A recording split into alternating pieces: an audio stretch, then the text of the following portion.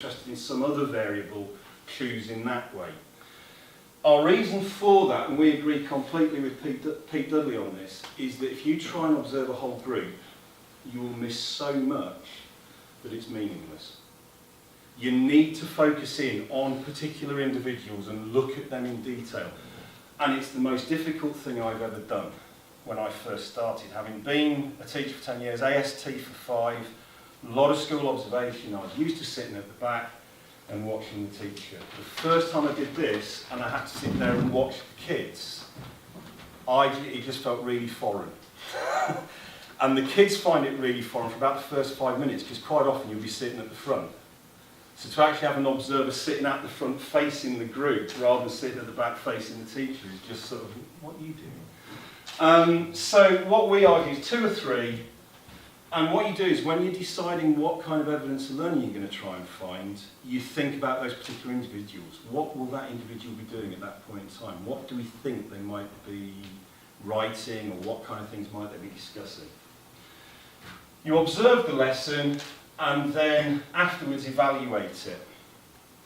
And that's the really big cultural difference, having listened to a lot of, read a lot of transcripts, listened to a lot of recordings of evaluation meetings. Because it's actually evaluating the learning, it's not evaluating the teacher.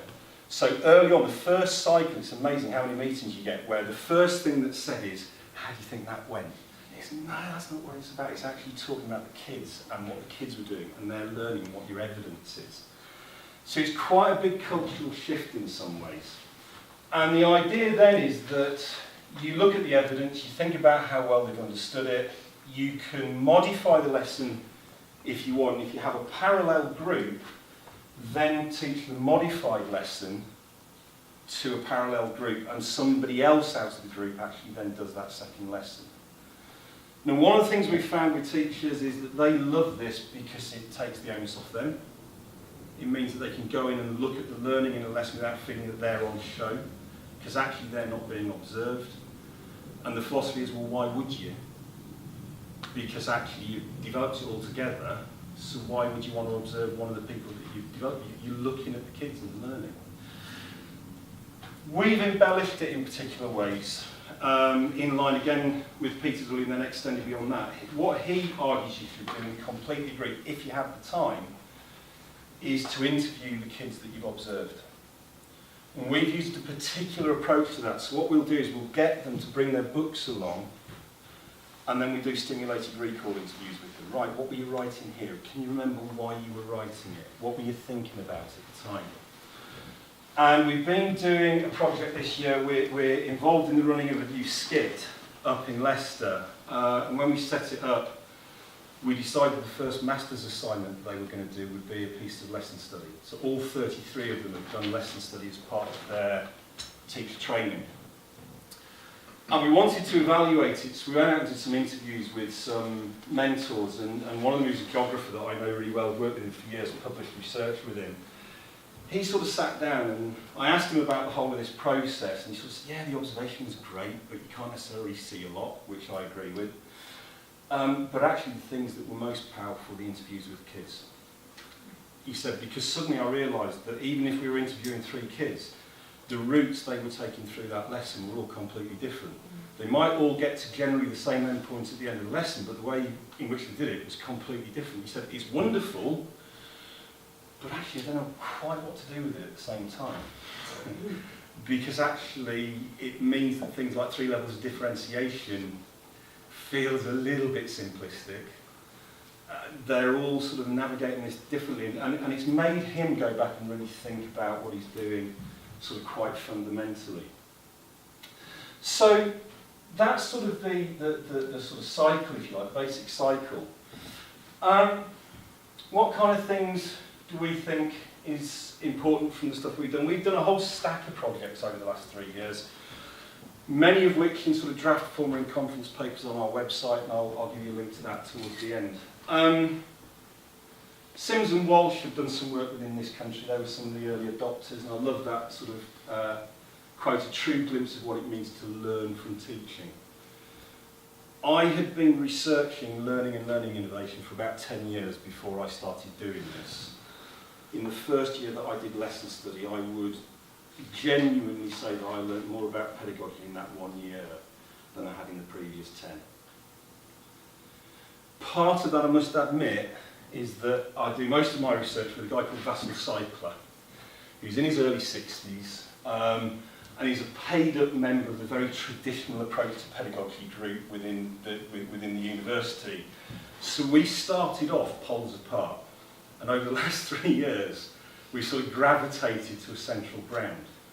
And it's been wonderful because there's been a really genuine, innovative tension there between the two of us, seeing things differently, discussing it, playing around with ideas, etc.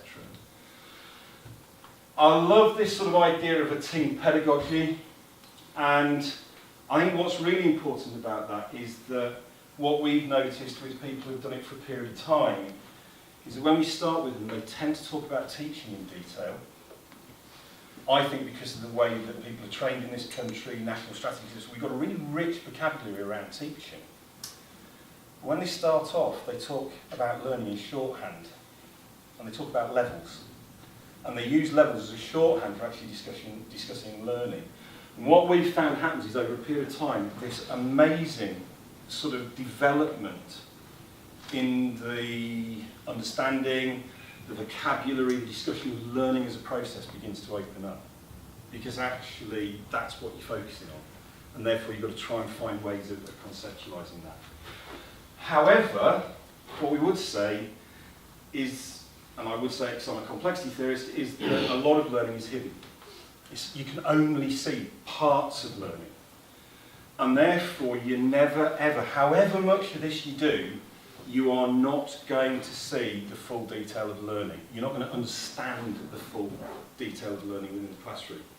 You're seeing bits of it, and you're trying to extrapolate between them. So it's trying to grapple with an amazingly complex process.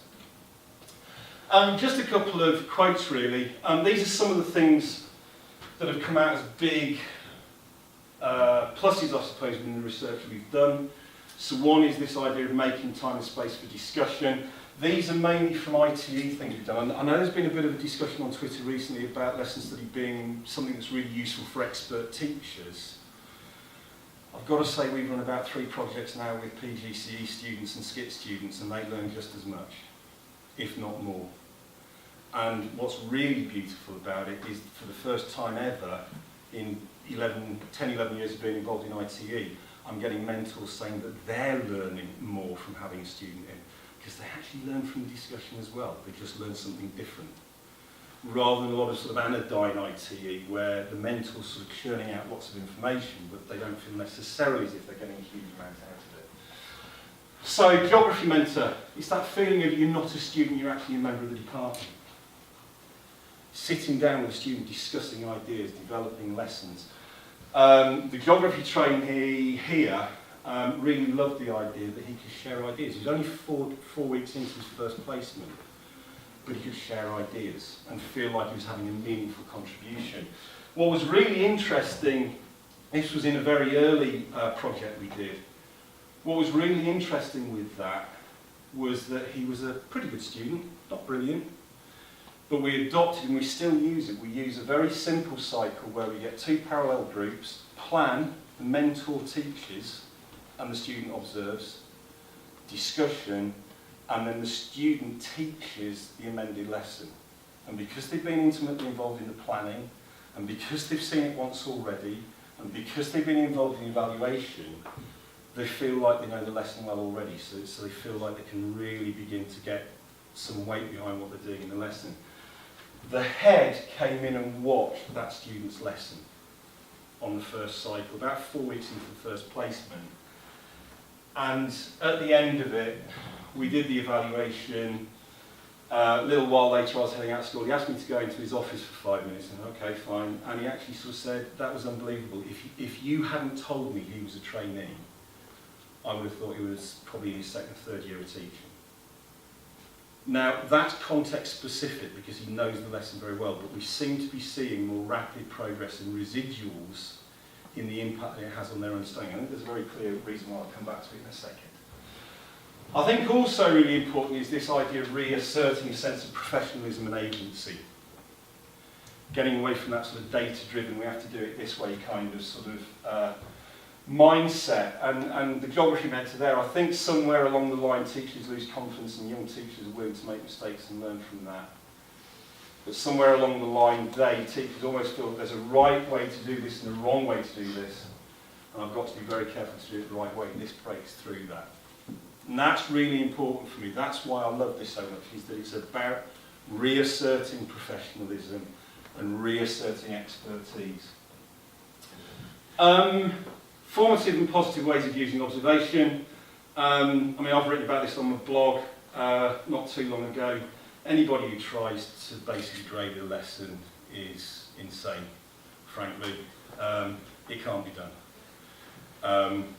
There are certain assumptions that I'm making, but if you agree with those assumptions, mainly that classrooms are complex adaptive systems, anybody who reckons they can boil a lesson down to a number is insane. The general argument essentially is as soon as you have a tick list, you've collapsed the complexity of what you're seeing down to such a level, you're not seeing what's in front of you. And the best example I've ever had of that was when I was teaching just outside Peterborough. We used to have one unobserved every year. It was when they still had 1 to 7 on Ofsted. And the head pitched up into my classroom just as the lesson was starting. Because I was an AST, I knew the tick list off by heart. So the next 50 minutes, I just did everything I knew I needed to do at some point for him to tick the little boxes on the list. And he got to the end of the lesson and he sort of came up. And I said, all right, then. She said, yeah, can we do your feedback tomorrow? I've got a meeting. Yeah. I said, would you mind giving us some ideas? She said, yeah, it's a 1. And he could tell it wasn't a 1, but his tick list was full. I knew it wasn't a 1, but his tick list was full because I played the game, and off he went. It's just a fool's game. And the whole idea of observation in lesson study is that you can glimpse parts of learning, but then if you can use things like interviews, looking at the work, videoing the lesson and looking at it again at critical points for particular things. It's what we're calling thick description. And the thicker the description of the lesson, the more you'll be able to glimpse the learning that's going on and understand it. And I know that takes time and that people are pressed. I think it has a massive affective impact, and so do teachers.